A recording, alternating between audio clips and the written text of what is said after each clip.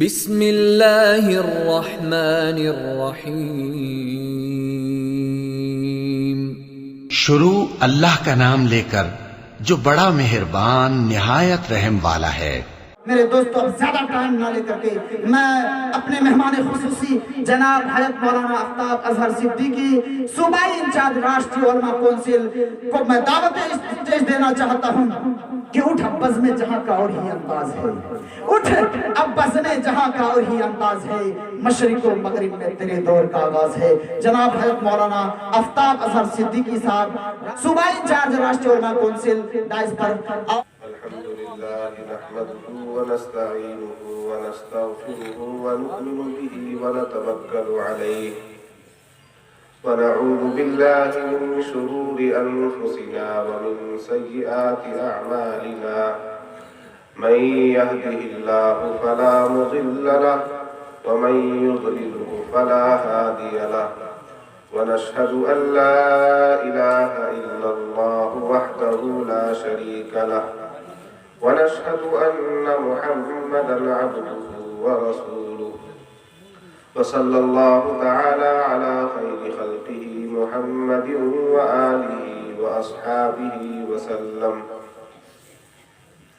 أعوذ بالله من الشيطان الرجيم بسم الله الرحمن الرحيم واعتصموا بحبل الله جميعا ولا تفرقوا قال الله تبارك وتعالى في موضع آخر هل يستوي الذين يعلمون والذين لا يعلمون صدق الله العظيم۔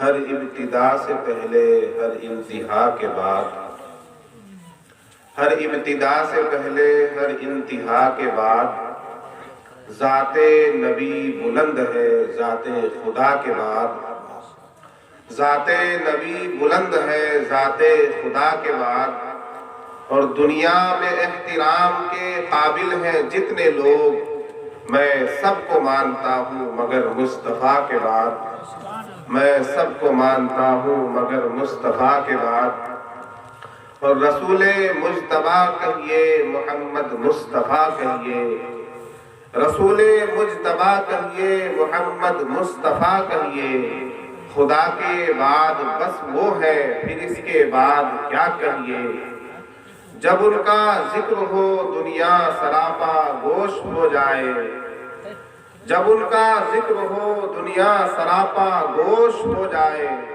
جب ان کا نام آئے مرحبا صلی علی کہیے۔ ایک مرتبہ سبھی حضرات عقیدت و محبت کے ساتھ بارگاہ رسالت مآب میں درود پاک کا نذرانہ پیش کیجئے۔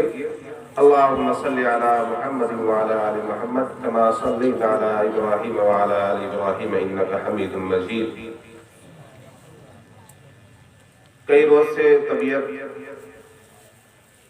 میں بشاشت نہیں ہے، میں بھی بہت زیادہ گفتگو نہیں کروں گا انشاءاللہ، چونکہ مولوی راشد صاحب اور ان کی ٹیم سے وعدہ ہو چکا تھا، آنا بھی ضروری تھا، اس سے پہلے بھی ایک مرتبہ آنے کا ارادہ کیا لیکن نہیں ہو سکا، اور موسم جو ابھی چل رہا ہے وہ بخار کا موسم ہے، اکثر لوگوں کی طبیعت خراب ہے۔ مولانا شمیم ریاض ندوی صاحب خود علیل ہیں، اس کے باوجود وہ تشریف لائے۔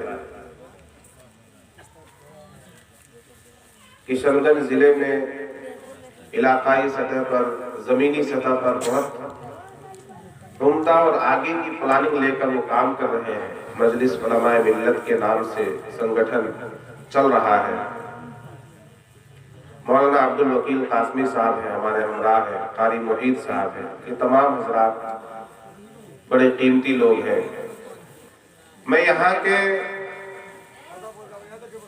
تمام نوجوانوں کو جو RUC سے جڑے ہوئے ہیں یا نہیں جڑے ہوئے ہیں، جو مولوی راشد صاحب کی ٹیم میں ہے یا نہیں ہے،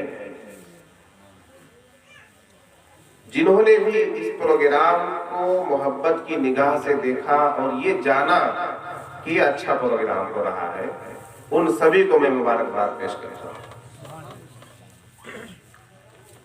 बिलखुसूस मुबारकबाद के मुस्तहिक हैं जनाब अब्दुल कय्यूम अंसारी साहब, जनाब अशफाक अंसारी साहब और दीगर मुआविनीन जिन्होंने भी इस प्रोग्राम को सजाया, बनाया, संवारा, इस नहज तक पहुंचाया, वो सभी काबिल मुबारकबाद हैं।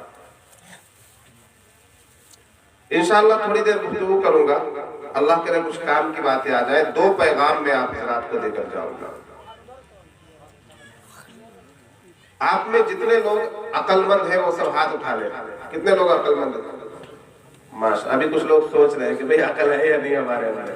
सभी लोग हैं ना माशाअल्लाह? सुभान अल्लाह, सुभान अल्लाह। हर आदमी अपने बारे में सोचता है मैं अक्लमंद हूं। उन्होंने हाथ नहीं उठाया? अरे उठाओ भाई, उठाओ।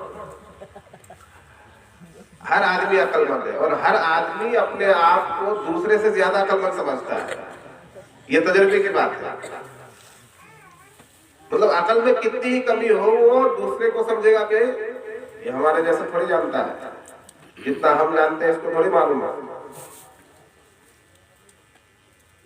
मैं तो जो है बड़े बड़े पढ़े लिखों को चूना लगा देता हूँ, तो हमसे ज्यादा अक्लमंद कौन है? समझते हैं ना? पढ़ा लिखा नहीं, अनपढ़ है, अंगूठा छाप है, लेकिन क्या समझता है? हमारे सामने पढ़ा लिखा सब कुछ लगता है क्या? हम तो बड़का बड़का को उल्लू बना देता हूँ। तो अक्लमंद अपने आप को हर आदमी समझता है। मैं आपको एक लतीफा सुनाकर बताऊंगा कि अक्लमंद कौन है। मौलाना शमीम रियाज नदवी साहब की तकरीर से उस लतीफे को जोड़ लीजिएगा आप हज़रात। पिछले जमाने में बादशाही दौर था, बादशाह हुआ करता था, उसके वजीर हुआ करते थे। तो बादशाह जो अपना वजीर बनाता है किसी पढ़े लिखे आदमी को बनाता है, जो डिग्री होल्डर हो, जिसने बड़ी डिग्री हासिल कर रखी हो, उसको अपना वजीर बनाता है कि भाई इससे पूरे मुल्क का काम लेना है। किसी को वजीर खजाना बनाना है, किसी को वजीर सेहत बनाना है। अभी भी वही तो है, अगरचे बादशाहत नहीं है लेकिन वजारतें अलग अलग है, मंत्रालय अलग अलग है, महकमे अलग अलग है। तमाम महकमों में एक वजीर होता है और जो तमाम महकमों का सबसे बड़ा वजीर होता है उसे वजीर आला कहा जाता है। जैसे हमारे बिहार के वजीर आला नीतीश कुमार, कोई वजीर सेहत है, कौन है? तेजस्वी, वजीर सेहत है। तो इसी तरह बादशाही दौर में एक गरीब का लड़का, बिल्कुल पसमानदा इलाके का, गांव देहात का, ठट्ठर देहात का रहने वाला एक लड़का पढ़ लिख कर डिग्री होल्डर बन गया और उसने बड़ी डिग्री हासिल कर ली। बादशाह ने ऐलान निकाला हमें एक वजीर की जरूरत है, फला दिन इंटरव्यू है। वो पहुंच गया इंटरव्यू देने के लिए। लड़का था गरीब का, गांव का, देहात का रहने वाला था, लेकिन उसे अपनी तालीम पर यकीन था, अपनी डिग्री पर कॉन्फिडेंस था। वो इंटरव्यू के दिन पहुंच गया, इत्तेफाक से इंटरव्यू में पास भी हो गया और बादशाह ने उसको वजीर बना लिया। बादशाह ने क्या बना लिया? उसको वजीर बना लिया, मंत्री बना दिया। अब वो काम करने लगा, बहुत अच्छा काम कर रहा है, क्योंकि पढ़ा लिखा था, बाशऊर था, अक्लमंद था। तो बादशाह के तमाम कामों को वो अच्छे तरीके से निभाने लगा। बादशाह ने कहा कि बहुत अच्छा वजीर मिला है।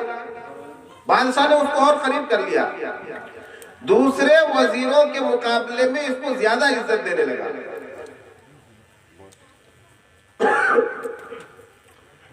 वजीर का जो बाप था पढ़ा लिखा नहीं था, अनपढ़ था, देहाती था। उसके बाप का एक दिन उसके पास तार आता है, खत आता है कि बेटा सुनने में आया है तुम वजीर बन गए हो, पूरी सल्तनत की जिम्मेदारी संभालते हो, एक महकमा तुमको दे दिया गया है, तुम्हारी जिंदगी तो ठाट बाट से गुजर रही होगी। लिहाजा मैं देखना चाहता हूं कि तुम्हारी वजारत कैसी है, तुम्हारी कुर्सी कैसी है, तुम किस ठाट की जिंदगी गुजार रहे हो। मैं तुमसे मिलने के लिए आ रहा हूं, फुला तारीख का मैंने टिकट बना लिया है, ट्रेन से मैं आ रहा हूं। वजीर खुश हुआ कि वाह, अब्बा जी आ रहे हैं हमको देखने के लिए, मुलाकात करने के लिए। वजीर ने बादशाह से बताया, बादशाह सलामत, हमारे अब्बा हुजूर आ रहे हैं फुला दिन। बादशाह ने कहा बहुत अच्छी बात है, अरे वजीर के वालिद आ रहे हैं तो स्वागत भी वजीर वाली तरह से होना चाहिए। जैसे आज मौलवी राशिद और उनकी टीम ने हम लोगों का स्वागत किया, माशाअल्लाह, कई किलोमीटर दूर जाकर इस्तेमाल किया, अल्लाह ताला इन्हें जज़ाए खैर अता फरमाए। तो बादशाह ने कहा, वजीर तुम्हारे अब्बा आ रहे हैं तो हम स्वागत के लिए शाही इस्तिकबाल करेंगे, शाही तरीके से उनका इस्तिकबाल होगा। कहा ठीक है, कोई बात नहीं, अच्छी बात है। अब जिस दिन आने की बात थी वजीर के अब्बा की, स्टेशन रिसीव करने के लिए बादशाह भी गया और बादशाह के साथ वो इस्तिकबालिया काफिला भी, शाही काफिला भी स्टेशन पहुंच गया। कहा कि भाई वजीर के अब्बा आ रहे हैं, देखो गांव देहात से आ रहे हैं तो इसने स्टेशन पहुंचना चाहिए रिसीव करने के लिए, इस्तिकबाल के लिए। अब वजीर का अब्बा तो गांव देहात का रहने वाला अनपढ़ आदमी, अंगूठा छाप, वो अपने तरीके से आएगा, वो थोड़ी लाओ लश्कर लेके आएगा अपने साथ। वो तने तनहा अकेला, लुंगी पहनी हुई है, कुर्ता पहना हुआ है, एक डंडा लिया हुआ है। बूढ़े लोग जिस तरह से एक डंडा ले लेते हैं चलते वक्त कहीं, और चप्पल को बांध कर उस डंडे के ऊपर गिरा लगा के और डंडा कंधे पर।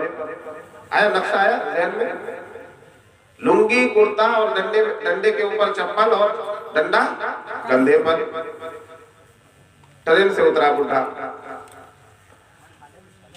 वजीर पहचान गया, हमारे अब्बा फुला डब्बे से उतरे, बोगी नंबर 7 से हमारे अब्बा उतर गए। वजीर खुश हुआ, वजीर ने कहा बादशाह सलामत, देखो देखो वो हमारे अब्बा हुजूर आ रहे हैं। कहा तुम्हारे अब्बा? अब बादशाह के ज़हन में तो ये था कि वजीर का अब्बा आ रहा है, कोई ठाट बाट से लाओ लश्कर के साथ आएगा। बादशाह ने कहा हाँ, कहीं भी नजर नहीं। कब वो देखे ना सामने वो लुंगी और कुर्ते में हमारे अब्बा आ रहे हैं। अच्छा ये तुम्हारा अब्बा? बादशाह ने कहा कि ये तुम्हारा अब्बा, ये तो अनपढ़ और बेवकूफ मालूम होता है। कोई भी पढ़ा लिखा आदमी ऐसे आदमी को देखकर ये कहेगा ना, बादशाह तो बादशाह होता है, कुछ भी बोल सकता है किसी को। बादशाह ने कहा वजीर ये तुम्हारे अब्बा, ये तो बेवकूफ मालूम होते हैं। अब वजीर का जवाब सुनिए जो नोट करने के लायक। वजीर ने कहा बादशाह सलामत, हमारे अब्बा बेवकूफ नहीं है, हमारे दादा बेवकूफ थे, हमारे दादा बेवकूफ थे, अब्बा बेवकूफ नहीं। अब्बा तो बहुत अक्लमंद है। बादशाह ने कहा समझ में नहीं आई बात, क्या मतलब? कहा हुजूर मेरे अब्बा अनपढ़ है, पढ़े लिखे नहीं है, अंगूठा छाप है, इन्हें कुछ आता जाता नहीं है, बादशाह के पास कैसे जाया जाता है इन्हें मालूम नहीं, इसलिए ये इस हुलिये में आए हैं, इसलिए कि ये पढ़े लिखे नहीं है। और इसमें इनकी गलती नहीं है, इनका कसूर नहीं है कि ये पढ़े लिखे नहीं है, बल्कि इनके अब्बा की गलती है, मेरे दादा की गलती है कि मेरे दादा ने मेरे अब्बा को नहीं पढ़ाया, तो मेरे अब्बा की यह हालत है। मेरे अब्बा बेवकूफ नहीं है, मेरे दादा बेवकूफ हैं जिन्होंने मेरे अब्बा को नहीं पढ़ाया, और उनकी हालत ऐसी है। मेरे अब्बा तो बहुत अक्लमंद हैं जिन्होंने मुझे पढ़ा लिखा कर इतना बड़ा बनाया, डिग्री होल्डर बनाया, और मैं आपके यहाँ वजीर की नौकरी कर रहा हूं। सुभान अल्लाह। मेरे दोस्तों, वजीर ने कितनी अच्छी सफाई बयान। तो अक्लमंद कौन है? कौन है अक्लमंद? कहानी से कुछ समझ में आया? जो अपने बच्चे को पढ़ाए वो अक्लमंद है, खुद पढ़ा लिखा हो या नहीं। समझ में आई बात?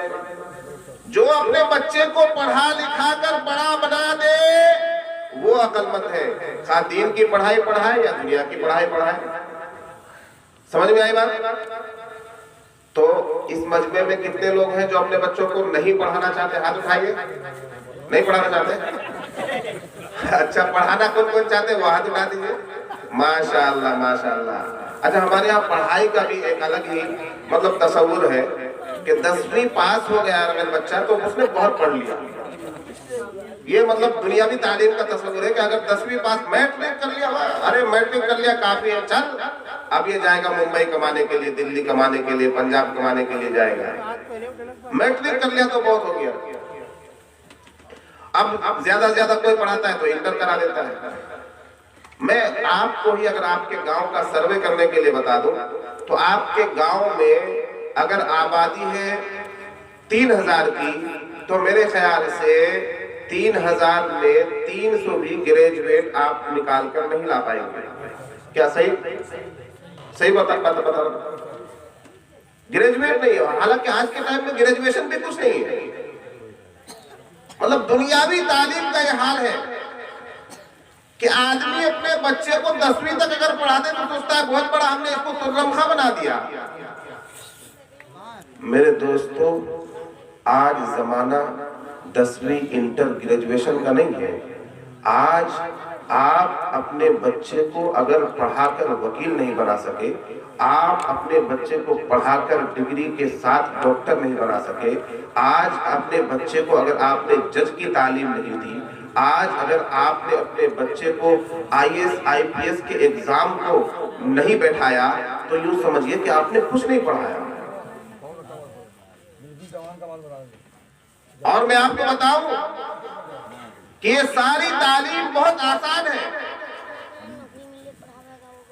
آج کے ٹائم میں ایک آدی واسی کا بچہ، ایک دلت سماج کا بچہ IAS کے امتحان میں بیٹھ رہا ہے، IPS کے امتحان میں بیٹھ رہا ہے، لیکن خوشحال مسلمان جو اچھا خاصا کما رہا ہے، کھا رہا ہے، جس کے گٹکے اور تمباکو کا خرچ مہینے کا 2000 روپے ہے، وہ اپنے بچے کو نہیں پڑھا رہا ہے. کتنے افسوس کی بات ہے. 2000 روپے مہینے میں صرف گٹکا کھا کر تھوک دیتا ہے یہ مسلمان، پان بیڑی سگریٹ کھا کر تھوک دیتا ہے، بچے کی تعلیم پر خرچ نہیں کرنا چاہتا ہے. آپ آج کے ٹائم میں صرف 500 روپے 1000 روپے ٹیوشن فیس دے کر اپنے بچے کو IAS کی تیاری کروا سکتے ہیں، وکالت کی تیاری کروا سکتے ہیں، IPS کی تیاری کروا سکتے ہیں. آج کے ٹائم میں تو وسائل بہت زیادہ ہیں، ذرائع بہت زیادہ ہے، اچھے سے اچھے ٹیچر مہیا ہے، اچھا سے اچھا کورس مہیا ہے، آن لائن کورسز ہیں، آف لائن کورسز ہیں، پڑھانے والے ایک سے ایک ہیں. لیکن آپ نے اپنے بچے کو وہ راستہ نہیں دکھایا. کتنے افسوس کی بات ہے. پورا کا پورا گاؤں ہے، پورا کا پورا پنچایت ہے، ایک صحیح ڈاکٹر نہیں ملے گا، ایک ڈھنگ کا وکیل نہیں ملے گا. IAS کے ایگزام میں بیٹھنے والا ایک بچہ مسلمان کا نہیں ملے گا. جب بیٹھے گا ہی نہیں تو کیسے کلیئر کرے گا؟ بیٹھائیے تو صحیح آپ اس کو. کیا مسلمان کے بچے کے ماتھے میں دماغ نہیں ہوتے؟ قسم خدا کی مسلمان کے بچے سے زیادہ ہوشیار، اس سے زیادہ ذہین، اس سے زیادہ سمجھدار کسی سماج کا بچہ نہیں. لیکن آپ نے اس کے ذہن کو ڈائیورٹ کر دیا، اس کے ذہن کو دوسری طرف موڑ دیا، اس کو کھیل کود میں لگا دیا، اس کے ذہن میں بٹھا دیا کہ تم کو 10ویں کے بعد ہر حال میں دلی جا کر کمانا ہے، پنجاب جا کر کمانا ہے. کچھ مہینوں تک، کچھ سال تک تو وہ آپ کو سیلری دیتا ہے، اپنی سیلری میں سے کچھ دیتا ہے، پھر جب اس کی بھی شادی ہو جاتی ہے تو آپ کو لات مار دیتا ہے. ہوتا ہے یا نہیں ایسا؟ کیا فائدہ ہوگا دلی بھیج کر، پنجاب بھیج کر؟ میرے دوستو اپنے بچوں کو پڑھائیے. تعلیم سب سے زیادہ امپورٹنٹ چیز ہے. اگر آپ نے اپنے سماج کو، اپنی پنچایت کو، اپنی بستی کو، اپنے محلے کو، اپنے بچوں کو تعلیم حاصل نہیں کرایا تو آنے والی نسلیں آپ کو معاف نہیں کریں گی، اور آپ کی غربت کبھی ختم نہیں ہو سکتی، آپ کے سماج کی کبھی ترقی نہیں ہو سکتی. تعلیم ضروری ہے ترقی کے لیے، تعلیم کے بغیر کوئی ترقی نہیں ہوگی. कितने बड़े बड़े धन्ना सेठ आए और चले गए, बड़े बड़े जमींदार दुनिया से रुखसत हो गए, आज उनके बच्चे भीख मांग रहे हैं। एक धुर जमीन नहीं है उनके बच्चों के पास, क्यों? तालीम नहीं थी। और कितने गरीब, आपको मिसाल मिल जाएगी, कितने गरीब ऐसे थे जिन्होंने कुछ नहीं कमाया सिवाय अपने बच्चों को पढ़ाने के। बच्चों को पढ़ाया, किसी की टीचरी में नौकरी लग गई, किसी की किसी और महकमे में नौकरी लग गई, सरकारी नौकरी लग गई, आज वो जमीन खरीद रहे हैं और जमींदारों के बच्चे जमीन बेच रहे हैं। है नहीं ऐसा? ऐसा है या नहीं? इसलिए मेरे दोस्तों, आप अपने बच्चों को पढ़ाओ। अल्लाह ताला ने कुरान में फरमाया, हल यस्तविल लदीना यअलमून वल्लदीना ला यअलमून। पढ़े लिखे और अनपढ़ बराबर नहीं हो सकते। जिनको अल्लाह तबारक व तआला ने इल्म दिया और जिन्हें अल्लाह तबारक व तआला ने इल्म नहीं दिया, ये दोनों बराबर नहीं हो सकते। एक पढ़ा लिखा आदमी और एक अनपढ़ आदमी बराबर नहीं हो सकता। एक पढ़ी लिखी औरत और एक अनपढ़ औरत बराबर नहीं हो सकती। एक पढ़ा लिखा बच्चा और एक अनपढ़ बच्चा बराबर नहीं हो सकता। एक पढ़ा लिखा मुखिया और एक अनपढ़ मुखिया बराबर नहीं हो सकता। एक पढ़ा लिखा एमएलए और एक अनपढ़ एमएलए बराबर नहीं हो सकता। मेरे दोस्तों, अगर आपने पढ़ाई नहीं की, आपके बच्चों ने पढ़ाई नहीं की, अगर आपने तालीम हासिल नहीं की, तो आप कितने ही बड़े ओहदे पर पहुंच जाइए, आप कितनी ही बड़ी कुर्सी हासिल कर लीजिए, आप मोहताज रहेंगे, आप दूसरों के मोहताज रहेंगे। एक बोर्ड पढ़ने के लिए, एक खत पढ़ने के लिए आपको किसी पढ़े लिखे को आवाज देनी होगी। है या नहीं ये बात? चौक पर आदमी खड़ा है, कह रहा है, बताओ तो ये बैरगाछी किधर है? बैरगाछी किधर? अरे सामने बोर्ड पर लिखा हुआ है कि इधर, ऐसे तीर का निशान बना हुआ लिखा हुआ है बैरगाछी। हाँ, बैरगाछी इधर है, लिखा हुआ है। फिर वो पूछ रहा है किधर है? क्यों? पढ़ा लिखा नहीं है ना। तो पढ़ा लिखा अगर होता तो देखकर पढ़ लेता। मालूम क्या हुआ, ये जो पढ़ा लिखा नहीं है और एक अंधा है, नाबीना है, जिसको नजर नहीं आता, उसकी और इसकी एक जैसी पोजीशन है या नहीं? यानी पढ़ा लिखा बीना है, देखने वाला है, और अनपढ़ नाबीना है, अंधा है, जिसको कुछ नजर नहीं आता क्या लिखा हुआ है, क्यों लिखा हुआ है, किस लिए लिखा हुआ है। मेरे दोस्त, पढ़ाई की अहमियत को समझिए, तालीम की अहमियत को समझिए। बहुत अच्छा खाने की जरूरत नहीं है, बहुत अच्छा पहनने की जरूरत नहीं है। समाज में बड़ी बड़ी शादियां करके, बड़े बड़े खर्चे करके, बड़े बड़े पिंडाल सजाकर अपने बेटों और बच्चों की शादी करने की जरूरत नहीं है। ये दिखावा किसी काम नहीं आएगा। इस पैसे को बचाइए, कम खाइए, थोड़ा निचले दर्जे का खाना खा लीजिए, थोड़ा कम दर्जे का कपड़ा पहन लीजिए, रिश्तेदारों में थोड़ा कम खर्च कर लीजिए, अपने बच्चों को पढ़ाइए। ये बच्चा अगर पढ़ लेगा तो आपकी आने वाली नस्लें संवर जाएगी। अगर आपका बच्चा अगर नहीं पढ़ा तो फिर सब कुछ बेकार है, ये दिखलावा बेकार है, ये ताम झाम, ये आन बान शान सब बेकार है, अगर आपके बच्चे ने तालीम हासिल नहीं की। मेरे दोस्तों, इसलिए पहला पैगाम तालीम, अपने बच्चे को जरूर पढ़ाइए। अक्लमंद आदमी कौन? जो अपने बच्चे को पढ़ाए। हायर एजुकेशन दीजिए आप, सिर्फ 10वीं इंटर, इससे काम नहीं चलेगा। आप किसी अच्छे मास्टर, किसी अच्छे टीचर, किसी अच्छे वकील के पास जाइए। हम लोग तो रहनुमाई भी नहीं लेना चाहते ना, किसी से पूछना ही नहीं चाहते। आप किसी अच्छे मौलवी से पूछिए, अगर आपने बच्चे को मौलवी बनाना है, किसी अच्छे मौलवी से पूछिए, हजरत हम अपने बच्चे को बेहतरीन आलिम दीन बनाना चाहते हैं, एक नंबर आलिम दीन बनाना चाहते हैं, हमारी रहनुमाई फरमाइए, किस मदरसे में इसको दिया जाए, कहाँ इसका दाखिला कराया जाए। अगर आपको अपने बच्चे को बेहतरीन वकील बनाना है तो एक ईमानदार वकील से, बड़े वकील से आप मशवरा कीजिए कि अपने बच्चे को वकील बनाना है, कैसे इसकी तालीम जो है आगे बढ़ाई जाए। हमारे पास बहुत ज्यादा पैसा भी नहीं है। आज तो तालीम के लिए बहुत ज्यादा पैसा होना जरूरी नहीं है। मुसलमान के पास जितना पैसा है वो आला से आला तालीम हासिल करा सकता है अपने बच्चों को, लेकिन कराना नहीं चाहते। इसी अंधेरी में, इसी तारीकी में रहना चाहते हैं। मेरे दोस्तों, حالت تبھی سدھرے گی۔ خدا نے آج تک اس قوم کی حالت نہیں بدلی، نہ ہو جس کو خیال آپ اپنی حالت کے بدلنے کا۔ جب تک ہم اپنی حالت کو بدلنے کا خیال دل میں نہیں لائیں گے، ہماری حالت کوئی دوسرا آ کر نہیں بدل سکتا میرے دوست۔ ہمیں خود اپنے آپ کو بدلنا ہوگا۔ اگر آپ کے پاس تعلیم نہیں ہوگی، اگر آپ کو جانکاری نہیں ہوگی، عاقلوں کے شہر میں جانکاری سے چلو۔ تم کو چلنا ہے اگر ذمہ داری سے چلو، ورنہ کل آنے والے وقت میں آپ کو آ کر ایک آفیسر کہے گا یہ گھر تمہارا نہیں ہے، نکل جاؤ۔ تمہیں اپنا گھر چھوڑنا پڑے گا اگر تعلیم نہیں ہوگی، ایجوکیشن نہیں ہوگا، اگر تمہیں اپنے رائٹس نہیں معلوم ہوں گے، اپنے حقوق نہیں معلوم ہوں گے، تمہیں کوئی بھی سڑک پر لا کر کھڑا کر دے گا میرے دوست۔ اگر حقوق معلوم ہوں گے، تعلیم آپ نے حاصل کی ہوگی، رائٹس کا علم ہوگا، سمویدھان کا علم ہوگا، آئین کا علم ہوگا، قانون کا علم ہوگا، کوئی آپ کو ٹچ نہیں کر سکتا۔ یہی وجہ ہے کہ ایک پڑھا لکھا آدمی آفیسر سے بات کرتا ہے تو آفیسر ڈر رہا ہوتا ہے، ایک ان پڑھ آدمی آفیسر سے بات کر رہا ہوتا ہے تو ان پڑھ آدمی کی پیٹ گیلی ہو رہی ہوتی ہے۔ میرے دوستو، تعلیم is power, education is power.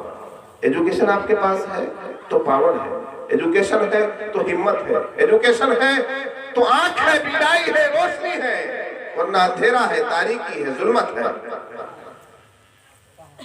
آج جتنے لوگ اپنے حقوق کے لیے جی رہے ہیں، لڑ رہے ہیں، ان کے پاس ایجوکیشن ہے، تعلیم ہے، ورنہ آپ اپنے حقوق کی لڑائی نہیں لڑ سکتے۔ آنے والا وقت بہت سنگین ہے، مولانا شمیم ریاض ندوی صاحب نے اشاروں میں بیان کیا، آنے والا وقت ملک کے مسلمانوں کے لیے بہت اچھے حالات لے کر نہیں آ رہا ہے۔ ایسے میں ہمیں ایجوکیشن میں آگے بڑھنے کی ضرورت ہے، تعلیم میں آگے بڑھنے کی ضرورت ہے، مسلمانوں کے بچوں کو وکیل بنانے کی ضرورت ہے، جوڈیشری میں بھیجنے کی ضرورت ہے، جج بنانے کی ضرورت ہے، ڈاکٹر بنانے کی ضرورت ہے، انجینئر بنانے کی ضرورت ہے۔ مسلمان کا بچہ قانون داں ہونا چاہیے، سمویدھان کا جاننے والا ہونا چاہیے، آئین کا جاننے والا ہونا چاہیے، قانون کا جانکار ہونا چاہیے، ورنہ اسے کوئی بھی بے وقوف بنا کر نکل جائے گا۔ میرے دوستو،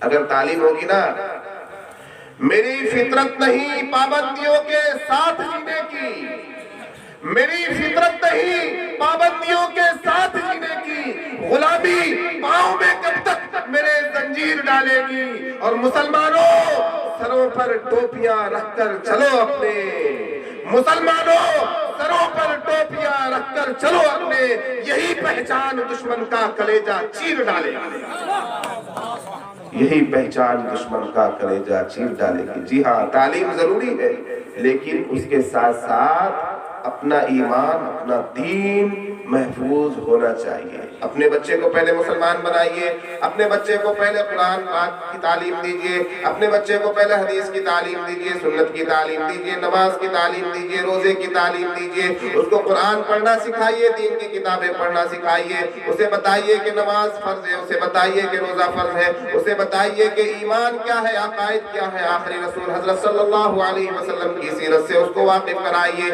آپ کا بچہ پڑھا لکھا ہوگا تو اس کو پہلے مسلمان ہونا ضروری ہے۔ آپ کا بچہ کسی بھی میدان میں جائے، ڈاکٹر بنے، انجینئر بنے، پروفیسر بنے، وکیل بنے، اگر وہ مسلمان ہے تو اس کے ایمان کو کوئی چھین نہیں سکتا، اگر وہ مسلمان ہے تو اس کے ایمان پر کوئی ڈاکہ نہیں ڈال سکتا۔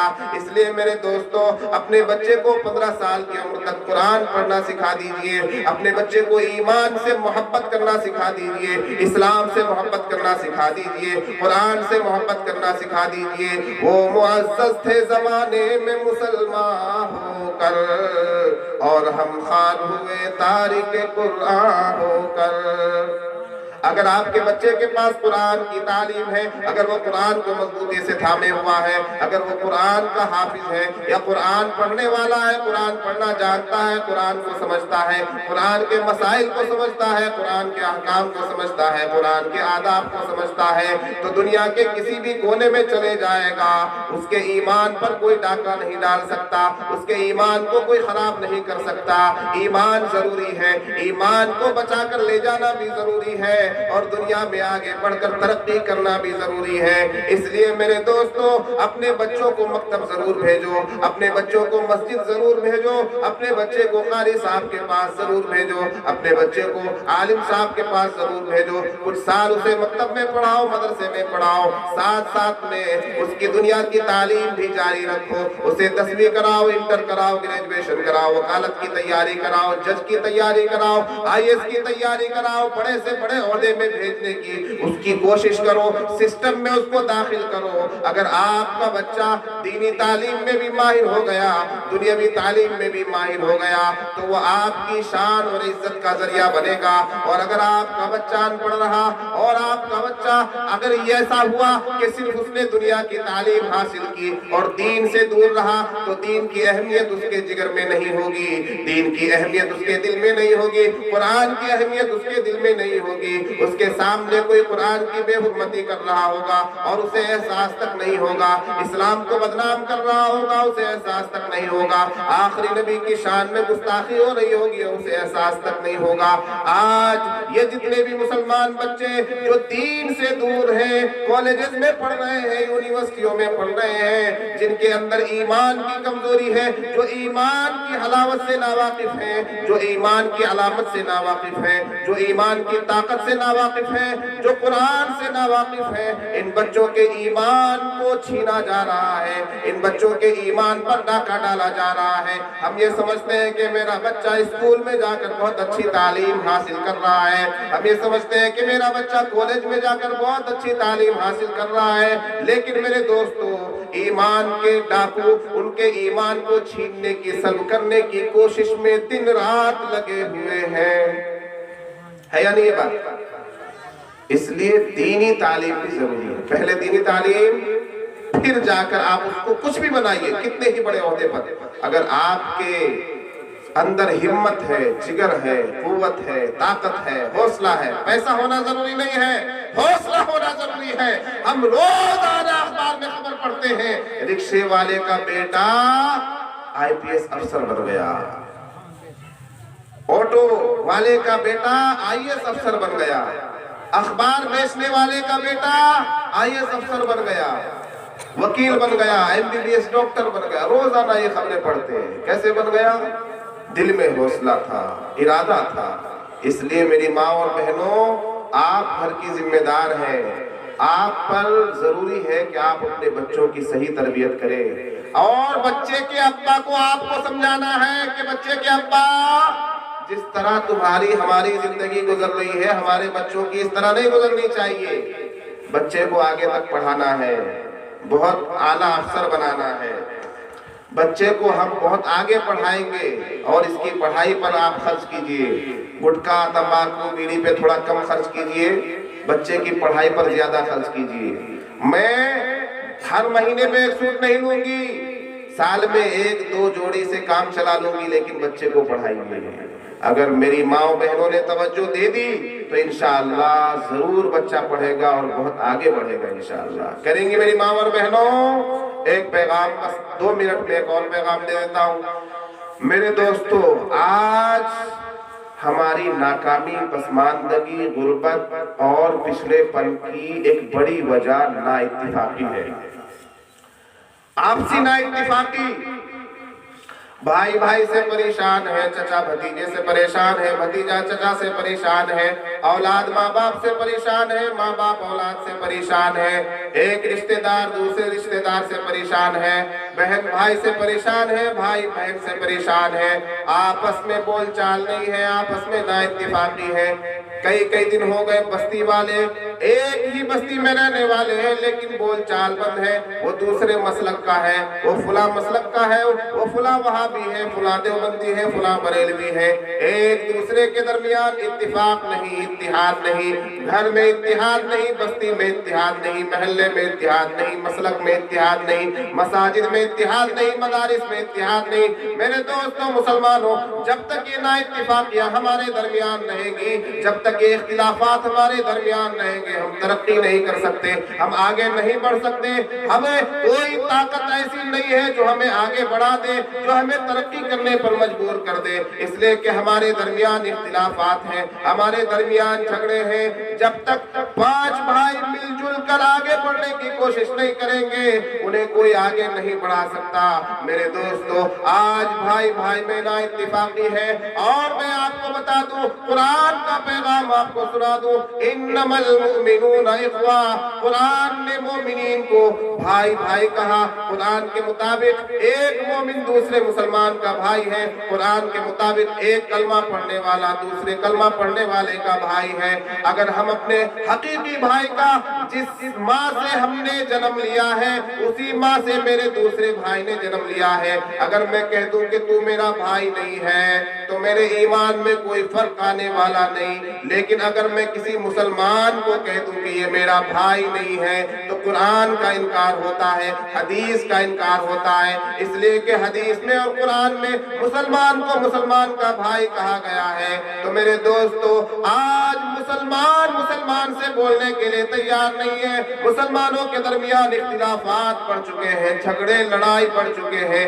تھوڑی تھوڑی بات پر اور مسلک کی بات پر، مذہب کی بات پر اور فرقوں کی بات پر اور برادری کی بات پر، نہ جانے کیسی کیسی باتوں پر ہم نے اپنے محلوں کے بٹوارے کر رکھے ہیں، اپنی بستیوں کے بٹوارے کر رکھے ہیں، اپنے گھروں کے بٹوارے کر رکھے ہیں. میرے دوستو، تقسیم در تقسیم کر کے، اس طرح کے بٹوارے کر کے ہم کبھی آگے نہیں بڑھ سکتے.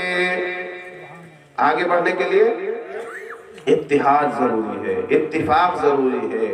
مجھے یہ بتاؤ، دنیا کا کون سا ایسا مسلک ہے، دنیا کا کون سا ایسا فرقہ ہے جو قرآن کو نہیں مانتا؟ ہے کیا کوئی؟ ہے کیا کوئی؟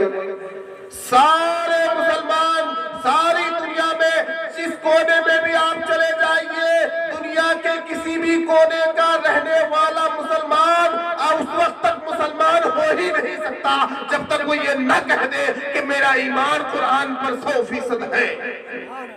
میرے دوستو، سارے مسلمان اسی قرآن کو مانتے ہیں، اسی قرآن پر یقین رکھتے ہیں.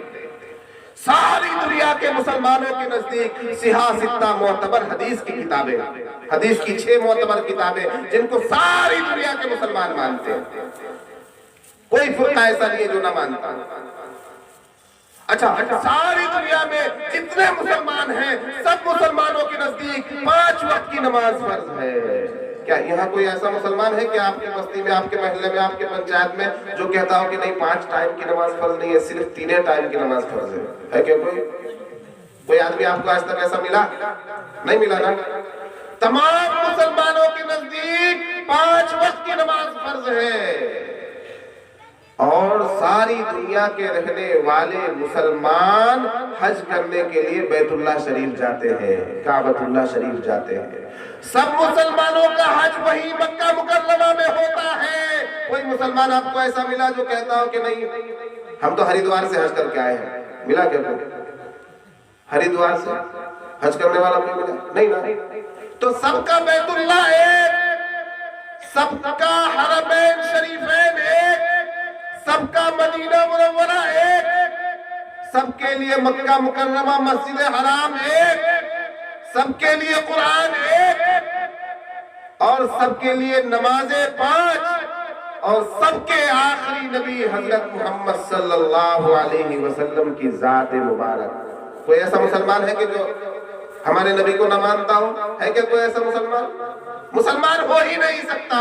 وہ آدمی مسلمان ہو ہی نہیں سکتا جو مدینے کے تاجدار، ہم غریبوں کے غمگسار، سید ابرار و اخیار، شہنشاہ ذی وقار، گلشن ہستی کے اولین، فصل بہار، انیس الغریبین، رحمت للعالمین، مراد المشتاقین، جان عالمین، سید المرسلین، خاتم النبیین، طٰہٰ و یاسین، عمیق بے کسا، فخر رسولہ، نازش ہر دو جہاں، شاہ حرم، قائد عرب و عجم، نور مجسم، سرکار دو عالم حضرت محمد صلی اللہ علیہ وسلم کو اپنا آخری رسول نہ مانے وہ مسلمان ہو ہی نہیں سکتا.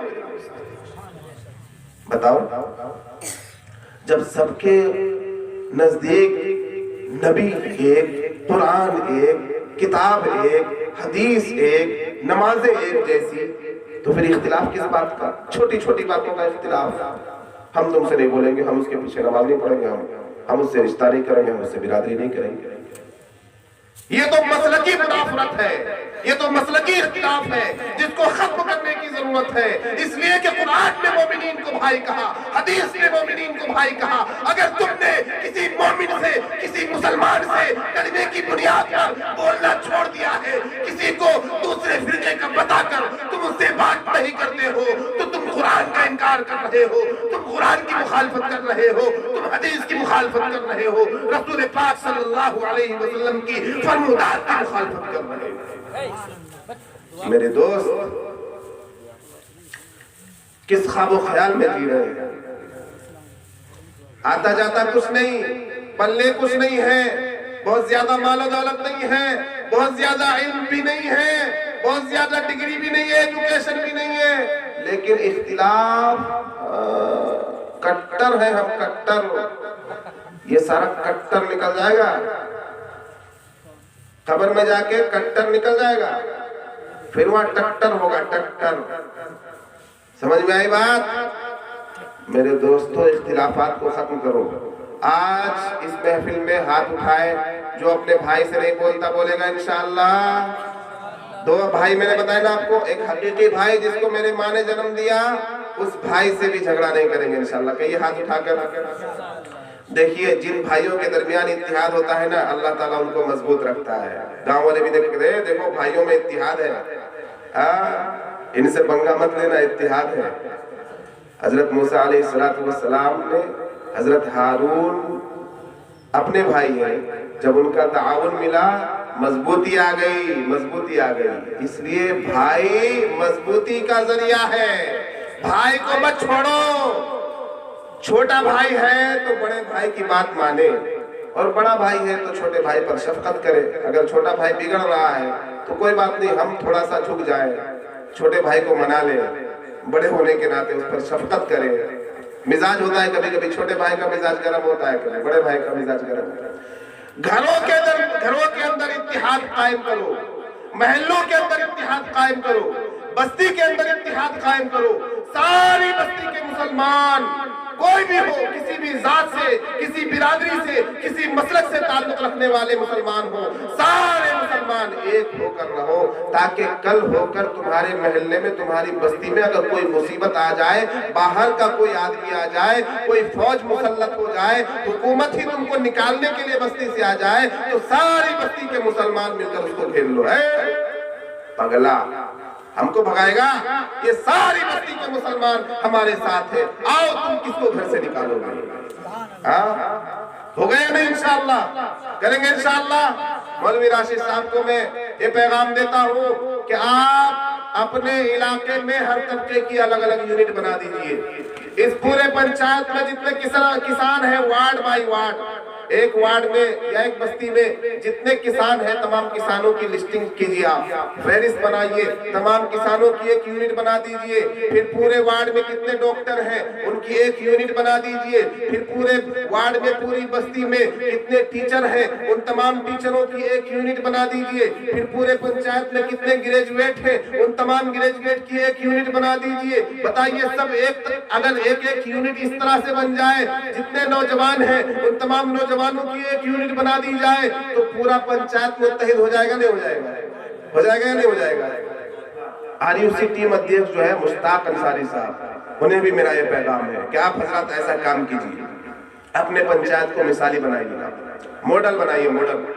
اگر آپ نے اپنے پنچایت کو ماڈل بنایا تو انشاءاللہ دوسرے پنچایت والے آ کر سیکھ کے جائیں گے۔ پورے پنچایت کی لسٹنگ کیجیے سب سے پہلے، آپ کے پنچایت میں کتنی بستیاں ہیں، نام لکھیے، 1 نمبر 2 نمبر 3 نمبر، اتنی بستیاں ہیں، کس بستی